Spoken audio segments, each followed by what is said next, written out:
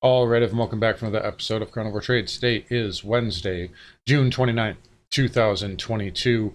So a really boring chop session today. Market's pretty much sideways all day long. Look at the tight range here. You zoom out. Look at that. Just very tight chop. Basically stuck between that 378 and 382 handle here on the spiders. Basically finishing flat down 12 basis points. So really a nothing burger there. Triple Qs managed to scratch out a whopping 9 basis point gain, and finishing at 283.80. So again, nice tight range here, but NASDAQ did outperform. It is worth noting here. So you do have some higher lows here. You do technically have higher lows there on the SPY as well, and the Dow. Russell actually faded a little bit more today, but it has, the Russell has outperformed over the last week or so. So we'll give it kind of the benefit of the doubt there. We did fill that gap there on the IWM daily, and now we basically closed right back on this trend line. So this trend line we've been following here on the Russell closed right back on that. Again, tomorrow, I believe, let's double check that. Tomorrow is the last trading day of the month. So this candle will get closed out.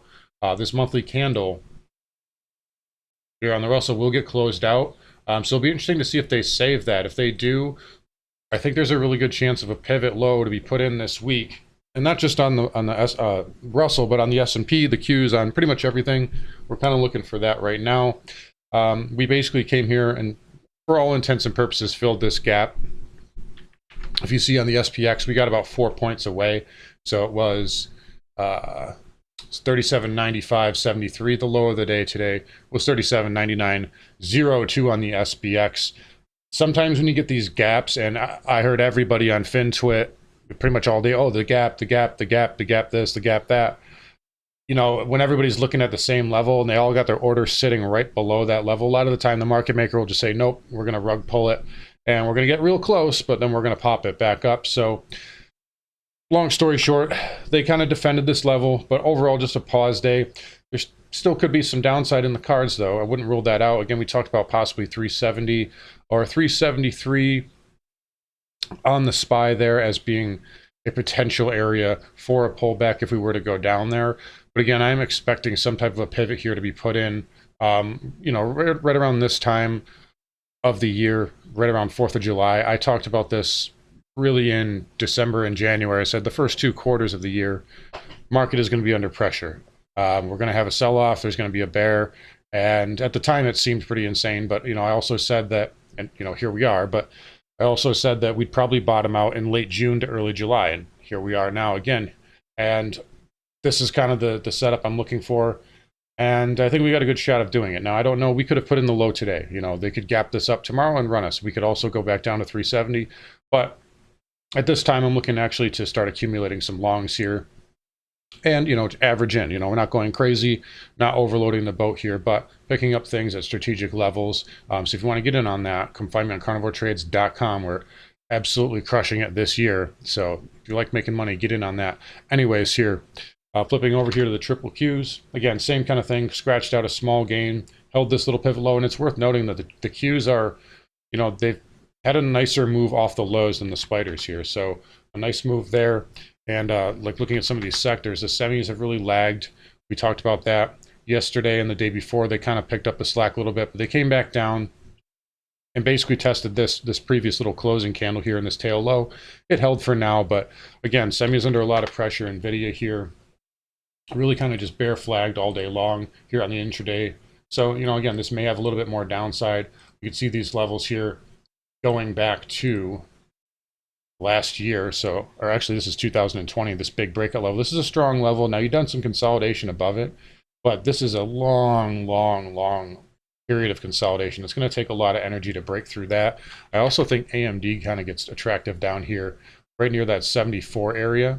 So this is a good level here of support. Now, you did kind of bear flag again, but it's starting to get oversold on the weekly. So some of these semis starting to look attractive down here.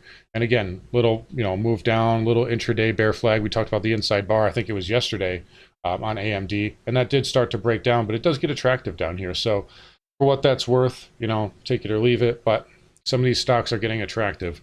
IGV Cloud Software continues to outperform. So up 29 basis points in a down market. So again, cloud continues to outperform.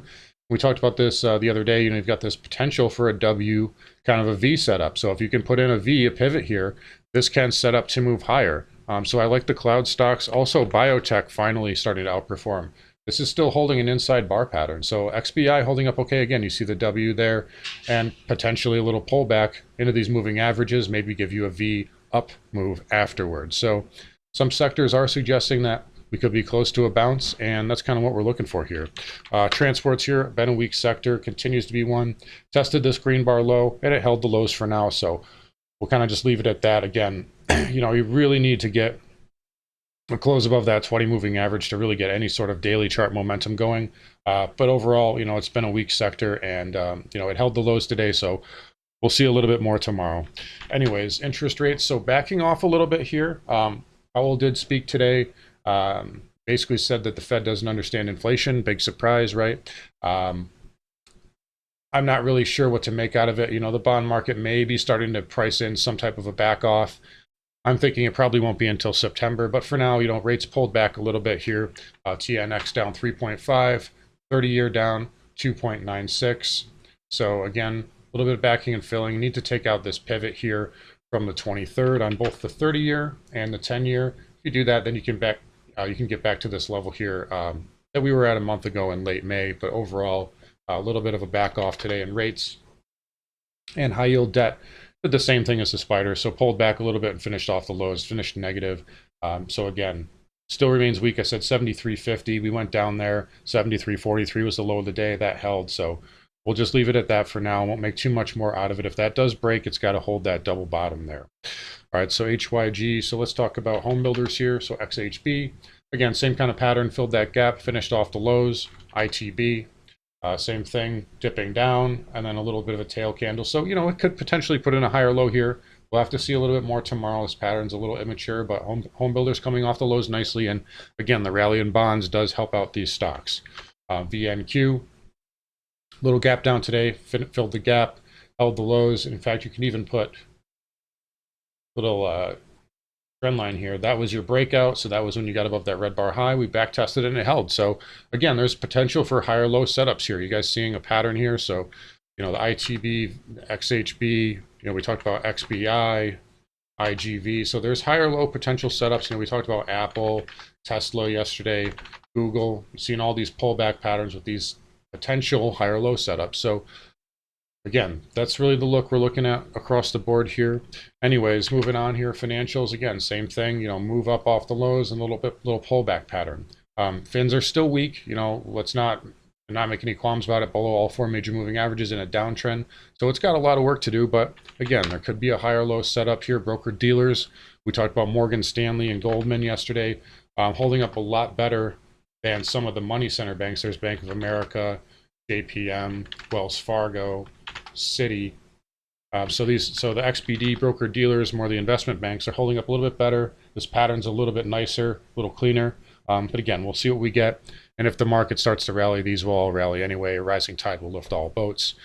Anyways, moving on to energy. So crude dumped out a little bit. Didn't quite get to that 115 area. Would have liked it as a possible little swing short. Could have gotten back to this opening candle high here at 114.74. Didn't quite get there. Got 114.05 high of the day. That was pre-market. Basically kissed that 20 MA, and then nice little fade here for crude off the highs. Again, we've been talking about this, so really the level we're watching is this pivot low. You know, this trend line's important, but I think this pivot, if you take that out, that's going to put you in corrective mode, at least down to the 90 to 95 handle, and I prefer 80 to 85. I mean, that would be my preferred level for it to go to. That's kind of where I'm looking for it over the medium term. And again, that's essentially back testing this big broadening pattern breakout that was never back tested.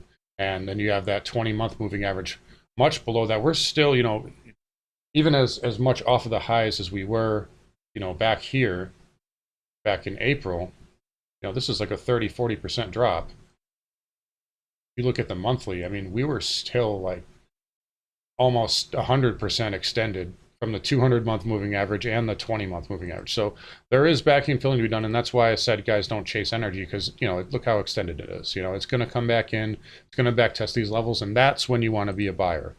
So in any case, crude coming in nicely. XLE also very soft today. Take a look here at the gap up, and then intraday, nice little bear flag started to play out towards the end. before we got that little bounce in the last 10 minutes, but basically rejected that 100 moving average and this trend line. So you're back testing that trend line, and looks like we got a failure here. So next stop for this is probably that 200 MA. It's going to have some support right in that area, around 65, somewhere in that range. Well, you already kind of came down here once, and now you're putting in a lower high. So I think you can get through that 200 here in the short term, but overall, a little bit of weakness in energy. And again, this is not a bad thing if you're a long-term energy bull. This is what you want to see. Okay, we want to see it. You know, we need to get those weak hands out, and the trade's just too overcrowded. And, you know, we need to see some vacuum filling done. That's really all it is. Same thing with XOP. Rejection at that 100-day moving average. OIH here. Again, struggling, filled that gap, and now struggling a little bit. Did hold the 200, so maybe it can build a little bit of momentum. But again, I think these all have to go lower here. And then nat gas also reversed a little bit. I was hoping for this to get up to $7, maybe even a little bit higher, 7.25, somewhere in that range. You know, right around, test this breakdown pivot here. But it did roll over, so there's a chance this can get back down to 5.50 and maybe $5 in the short term. But we'll continue to monitor this and see what it does. Dollar index finally getting above this little kind of like wedge pattern. I erased that lower line. It wasn't really helping at this point, but you can see the nice little lower highs and a nice little breakout. So it's kind of a tough trade. So even with yields backing and filling, and yields coming back down and bonds rallying, the positive correlation between the dollar and bonds is starting to break down, or I should say inverse correlation between dollar and bonds starting to break down, because you have the yen, which is still losing ground to the dollar. And you also you're starting to see disinflationary effects start to take place. And so that is also helping the dollar. So it's more complicated than just positive correlation between DXY and TNX. Now that the bonds are coming in, the dollar is still holding up because there's other forces at work here. But in any case, dollar remains strong, and we'll continue to respect that. Gold here, again, just like yesterday, kind of a nothing burger, a little bit of a doji candle. So I do expect we'd probably get some type of a move tomorrow. We had a nice little sell off, then he retraced. So I would expect some type of a move here in gold tomorrow. Dojis can usually represent indecision before a big move, so we'll see what we get here. But gold, basically a nothing burger again. Same thing with silver. Platinum did get a nice pop, but came off the highs. And then palladium finally negating this inside bar, so maybe palladium in the near term can get back up to one of these trend lines here. So in fact, that little X marks the spot there might be a good area of resistance. It'd also be kind of back testing this little breakdown area. So maybe that's where it wants to go in the near term. You also got the 200 moving average and the 100 up in that range. So I'd expect there to be a good amount of resistance up there if it gets there. But nice little reversal there for palladium here in the short term. And then copper again, another doji here. So this is just starting to bear flag right now. And, it went down to a pretty good area. It got close to my support level. And you really want to see it bounce with a V shape, and it's not. It's getting a dead cat bounce. It's starting to go sideways. So we'll have to see a little bit more. We'll have to see the pattern develop. But currently, it's not showing a lot of strength. It's not showing relative strength. And again, could be signaling, like we were saying earlier, disinflationary effects. They call it Dr. Copper for a reason. And obviously, there's recession talk, and I think all of us are in agreement that if we're not in one now, it's already going to happen, or it's going to happen at some point. So could be a little bit of a confirming signal there. Anyways, Bitcoin again continues to be weak. It's almost getting tired of talking about it at this point.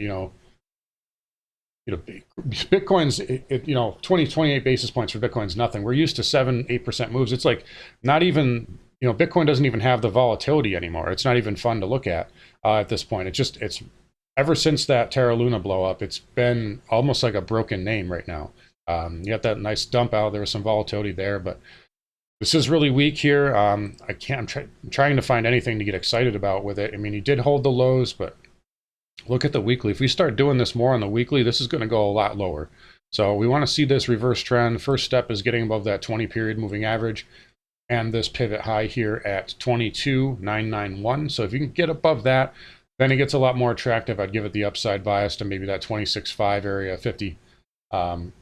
That 50 MA, maybe 27,500. That's kind of your breakdown area. So it'll be natural for that to get back tested, but it's just been a tough trade right now, and for reasons that obviously I talk about every day. But in any case, Very weak, very soft right now is the crypto market. Spiders here again. Big takeaway I'm looking at is, based on the cycle work I've done, we're looking for a pivot this week. It could be lower, could be 370, could be 375. It could have been today, but that's essentially what we're looking for here. And again, we'll take it one day at a time. Don't go crazy. Don't overload. This is still a bear market, still a very treacherous market, so you have to be careful. But anyways, I'm going to wrap it up here. Come find me on carnivoretrades.com, and I will talk to you all tomorrow.